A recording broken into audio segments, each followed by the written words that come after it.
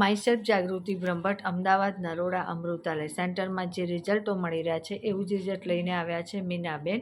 એમને શું તકલીફ હતી, કેટલા સમયની તકલીફ અને શું રિઝલ્ટ મળ્યું છે આપણે મીનાબેનના શબ્દોમાં સાંભળીશું.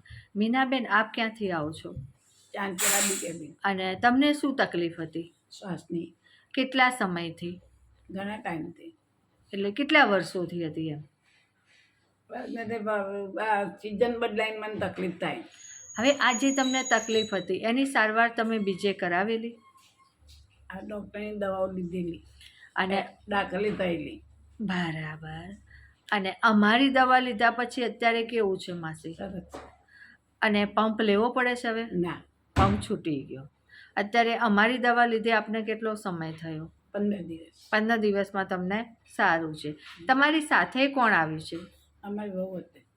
એમના વહુ છે, એમની સાથે વાત કરીશું. જય દ્વારકાધીશ. જય દ્વારકા. તમારા માસીની અંદર આપને કેવું રિઝલ્ટ દેખાયું છે? ઘણું સરસ રિઝલ્ટ મળ્યું છે. 15 દિવસની દવા લઈ ગયા, બીજી વખત દવા લેવા આવ્યા છીએ. કંઈક કોર્સ પૂરો કરવાનો હોય પણ એ રિઝલ્ટથી એમને સ્ફૂર્તિ રહે છે. પંપ લેવાનું બંધ કરી દીધું. શ્વાસની તકલીફમાં બી ઘણી રાહત છે એમને. એમને આ કેટલા સમયથી તકલીફ હતી બેન? લગભગ 10-1 વર્ષથી તો છે જ. 10 વર્ષથી? કારણ કે મારા લગ્નને 10 વર્ષ થયા ત્યાં હું આવી ત્યારની તો હું જોઉં જ છું કે એમને છે જ તકલીફ. હાજી. હવે આ જે તકલીફ હતી એની સારવાર તમે કરાવેલી? હા, અમારે એલોપેથિક દવા પછી 2-3 વખત હમણાં ઉપરી દાખલ પણ કર્યા હતા એમને. પણ એમને વારે ઘડી કફની તકલીફ થાય એટલે શ્વાસ વધારે, કફ જ ના નીકળે. ગમે તેટલી દવા કરાવીએ તો કફ નીકળે જ નહીં. સુકાઈ જાય એટલે વારે ઘડી તકલીફ થઈ જાય. હાજી.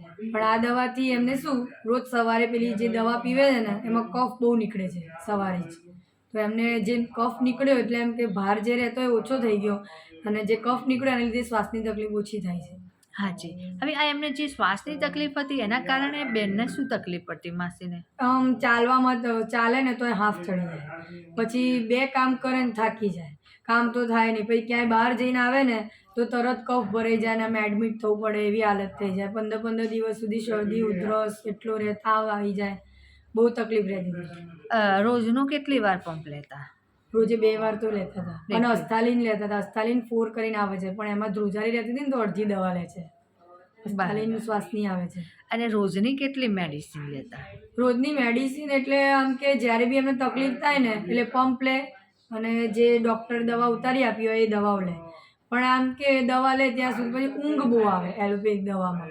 કામમાં આમ ચિત્ત ના લાગે, એવું સ્ફૂર્તિ ના રહે. અને આ દવાથી એમને સ્ફૂર્તિ રહે છે, કામ કરવાની ઝડપ રહે છે, બહુ સારું રહે છે.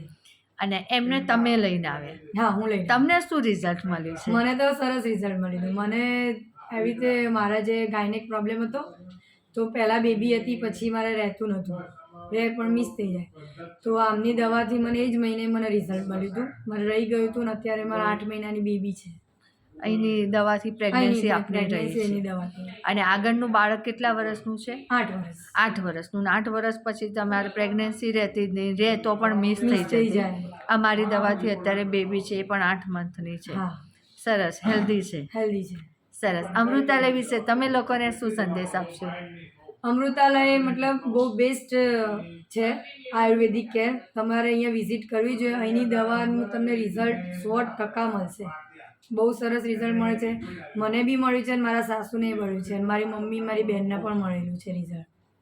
સરસ બેન. આપનો મોબાઈલ નંબર? 8200283302. સરસ બેન. આપને તો બેસ્ટ રિઝલ્ટ મળ્યું છે.